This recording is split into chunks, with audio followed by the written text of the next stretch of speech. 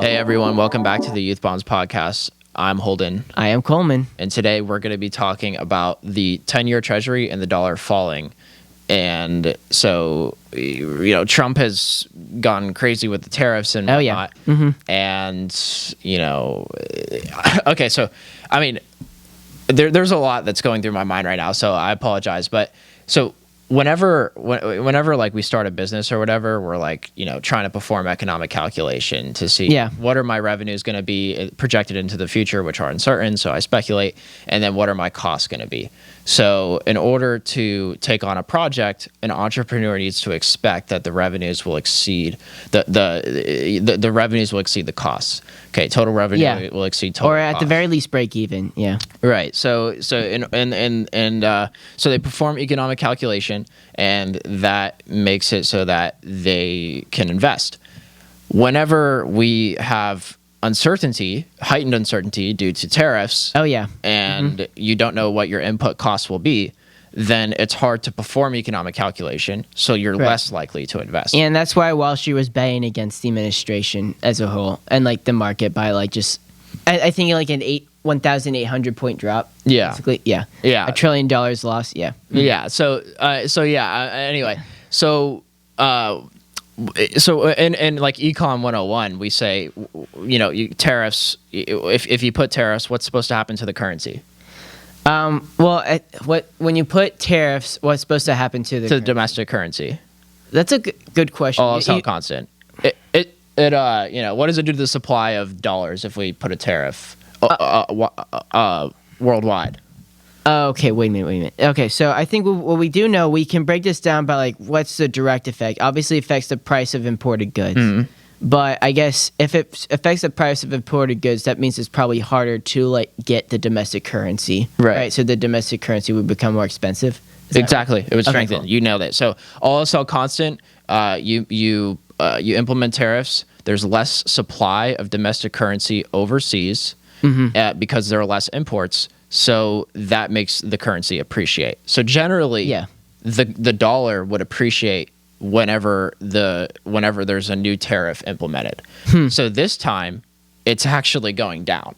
So this is a really ominous sign, because what that's telling you is investors are, because they're so uncertain and they are they can't perform economic calculation on their investments, they are less excited or enthusiastic when it comes to investing into the United States economy. So whenever you run, the United States runs huge current account deficits, right? Yes. And then whenever you have a current account deficit, what do you also have?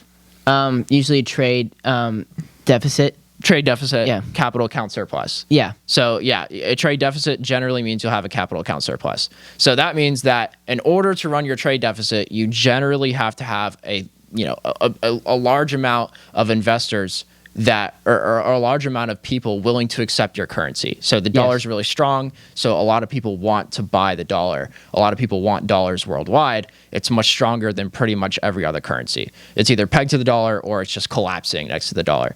So so investors want dollars. Well, what do they eat the dollars when they get them? Do they burn them? No, of course not. They want to invest it in the United States, right? Yeah, to like guard it against inflation. They and also they want to make money, right? So I get dollars. You run a capital account current account deficit. You have more dollars in foreigners' pockets. They don't eat them. They don't burn them. So they invest it back into the United States economy. And so they're like, yes, we really want dollars because America is an amazing place to invest in. Sure. Yeah. Awesome. So, they get those dollars and we have net capital inflows and it's amazing. Now, the issue here is that because economic calculation is becoming harder to perform because of increased uncertainty, investors around the world want dollars less than they did before, despite the tariffs, despite the perceived decrease supply of dollars in the future. they still want dollars. The appetite for dollars is falling even faster, so the dollar's falling.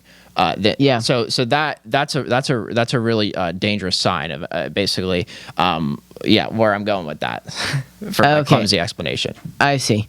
So I think there's a couple of things I wanted to comment on the podcast too, like insofar as like why would there be so much uncertainty? I think the strategy.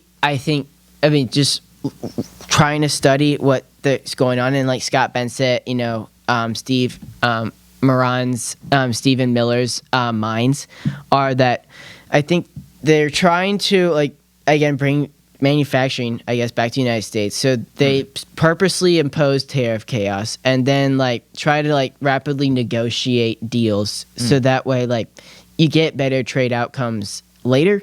But I think again, like the couple flaws with that are one, tariffs are very easy to put on, but they're very hard to put off. Like so, I mean, granted, so the administration had like a little bit of a window, like between like announcing and then like the actual imposition, but it was only like a week.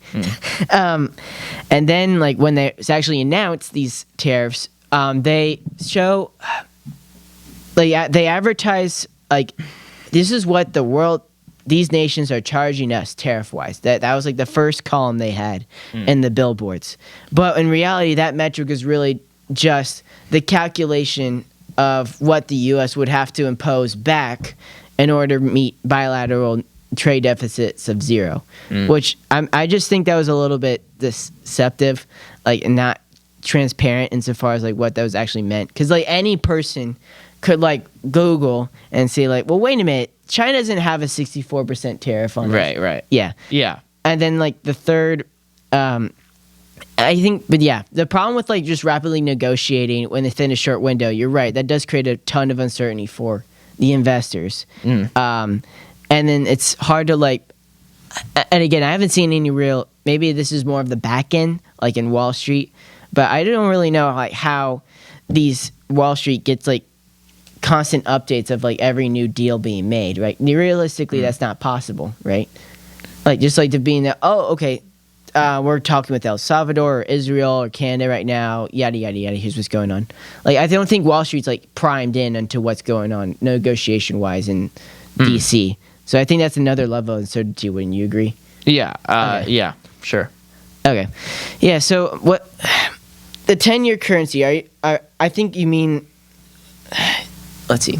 You don't mean 10-year, right? You mean 10-year, right? Is that what you're saying? The 10-year treasury. So you can lend the government money for 10 years, essentially. Oh, okay. You can lend and that's a huge like deal in financial markets because if the 10-year treasury yield goes higher and price goes down of the bond, then mortgage rates will follow typically, and many other interest rates for many different things in the economy will also correlate very strongly with the 10-year treasury. So the 10-year treasury is like the most important. Oh, okay. That's what I was confused. I don't know if you meant 10-year or 10-year. Yeah. So like for example, if I'm looking to invest in a stock, generally almost everybody in the world, unless they have strong capital controls, they're going to look at the 10-year treasury, especially people in America. Like what is the cash flow yield or the future earnings yield of this stock that I'll buy, and is it higher or lower than the 10-year treasury plus a discount rate for uncertainty? Yeah, because the 10-year is supposed to have little to no uncertainty. It's supposed to be guaranteed, return. So if I can get a guaranteed return of 5%, I want my earnings yield or cash flow yield on the stock that I buy to be greater than 5% plus whatever uncertainty thing I want to discount it by. So anyway, so that's why it's super important, right? So like generally, if the 10-year treasury, which it just has, gone up, then if the yield on the 10-year treasury goes up, price goes down, then generally investors will sell whatever currencies they have, euros, yen, or whatever it is that they have, and they'll buy dollars so that they could buy the 10-year. Or treasuries generally, because the price is going down, that all else held constant, what does that tell us? That you'll have more buyers. So, but the thing is that the 10-year is going up as the dollar, the 10-year is going up, but the dollar's falling at the same time. So that tells you that people are less willing, investors are less willing to give money to the government at any given price. So they're just the investors just have a more pessimistic view of the U.S. economy and the stability of the United States government. I mean, yeah, I guess that's going to create problems for Scott Bensett then, like the Treasury Secretary, right? Because his job is to sell bonds. But how do you sell bonds when, like, I guess the dollar is becoming less attractive? Right. You know and by the way, it's not like it's the end of the world for the United States or anything now, at least. Whatever.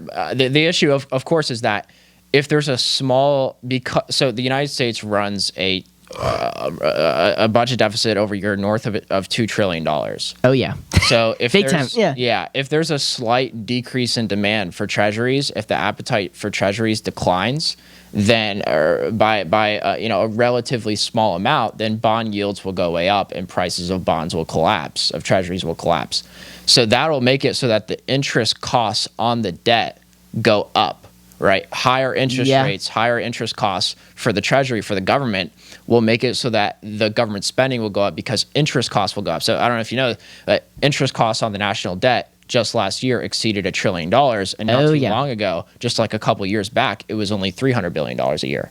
So it's going up pretty quickly, and once the interest costs, interest costs are exceeding everything in the budget, with the exception of, I believe, Social Security. So right now, why would Social Security be the exception? Because it's more. It's like $1.8 trillion a year or something like that, 1.9 trillion of Social Security payments. Right now, interest on the national debt is about 1.1 trillion or so.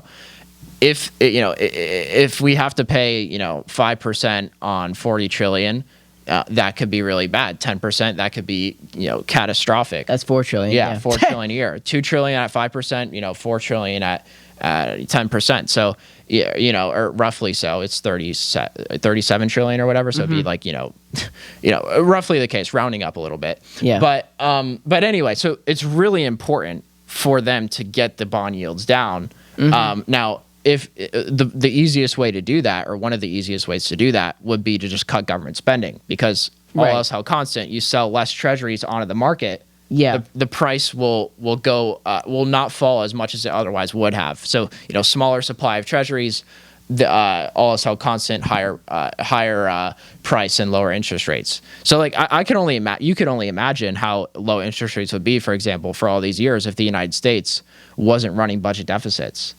Because there would just be a much smaller supply of treasuries. And that would make interest rates really, really low in the United States. I guess one thing we should distinguish, what's the difference between a treasury and a bond? So a treasury is a type of bond. Oh, okay, that's what, okay. Yeah, so a bond is just a financial debt instrument that a corporation or firm or just an entity would pay you, a promise to pay you by a certain date plus interest. Okay, that's why. Yeah. Okay, cool. So anyway, but I mean, so anyway, yeah. With the tariffs thing, the tariffs are indirectly exacerbating this problem because, well, China is a huge buyer of U.S. treasuries, right?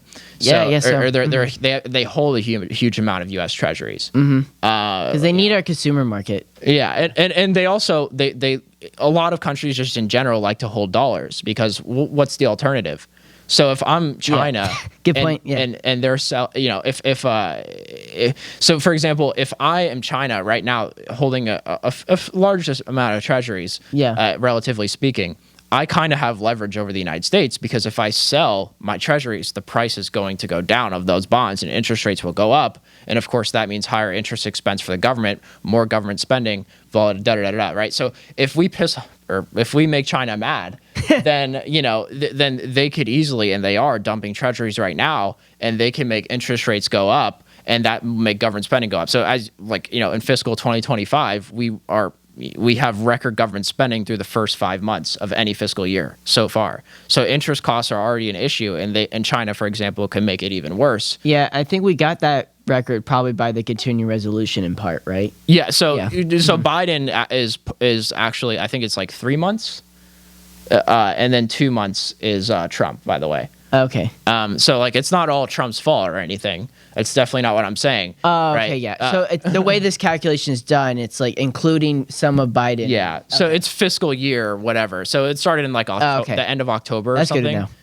right? So like it's not like, you know, January 1st, 2025, and even then it would still have some of Biden's in there. But anyway, the point is that the government spending right now is sensitive to interest rate costs or to treasury yields. So if treasury yields go up, then interest payments will go up for the United States government, and that'll cost taxpayers huge amounts of money. If you increase dollar uncertainty and make treasuries less attractive, which you can do by, for example, having erratic so for example, if Trump were to say like we're just going to have X% tariffs, we're not going to change it, this is what it's going to be. Yeah. Then that would allow investors to be like, okay, cool. Yeah. These are my input costs. The only certainty right now is like the 10% floor that they have. So like, and even then, Trump could be like, all right, we're gonna, you know, like we don't know, like really, like we don't know what's going on. So you know, so then you're creating all this massive uncertainty. Dollars are less attractive, and treasuries are less attractive, and this makes it so you know. So like, it's like this is why I think like this is a fiasco, to be honest, because ultimately, the government spending and you know, investors being able to or the willingness of investors to invest in the United States economy and buy dollars and and just investors in general for any economy, you need to be able to perform economic calculation is extremely important. So if we don't know what tariffs rates are going to be, if we don't know what the capital goods costs, the producer goods costs are going to be for my business, it's going to make it, you know, it's going to make it very difficult to invest and to, you know, actually have a functioning economy. And by the way, the tariffs to bring back manufacturing, you know, that we could talk about that all day. You know, we could say tariffs do or don't, but ultimately, it'll make it less competitive. You know, I mean, I'll just say, like for example, I'll just give a quick example. In the Great Depression, from 1929, Smoot-Hawley tariff. Yeah, so we had the Smoot-Hawley tariff, right? So from 1929 to 1933, gross national product fell 30%. Industrial output during that same time period, June of 1930, we got the Smoot-Hawley tariff. Industrial output during that same time, roughly in the same time period, from 1929 to 1933, guess how much it fell with the huge tariffs? So the economy fell 30%. How much do you think industrial output fell? I would probably say like 60%. 47%, right? Okay. So faster than the economy despite the tariffs. So tariffs are just going to make the input cost for whatever manufacturing operation you do more for the same amount of goods and services. So, or you know, producer goods, capital goods. So anyway, it'll make it less competitive. So, but anyway, we could argue about that all day.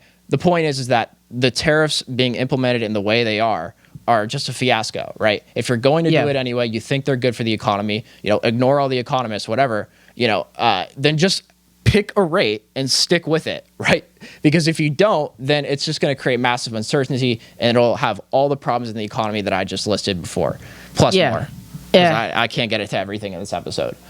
Right. Yeah. And I think the unfortunate part of this strategy, like it puts way more work on, say, like the press secretary and like Scott Bensett as a whole. I mean, because his job is to sell bonds, treasuries, etc. If he can't do that in the uncertainty that we have, well, then, as you know, the government will have a problem. Right. So. And unfortunately, the conservative influencer crowd doesn't really know what they're talking about either. So, despite some of them visiting the White House, but yeah, hopefully, we can only hope for more transparency going forward and like a more stringent strategy. Try to stabilize your strategy, please, White House. But anyway, if that being said, thank you so much for watching this video. If you liked what we had to say, be sure to smash the like button, hit the bell, turn on notifications, and comment if you like. Tell us we're great, tell us we suck, whatever. And then if you want to contact us, it's youthbombs@alachuarepublicans.com. Thank you so much for watching. Have a good day.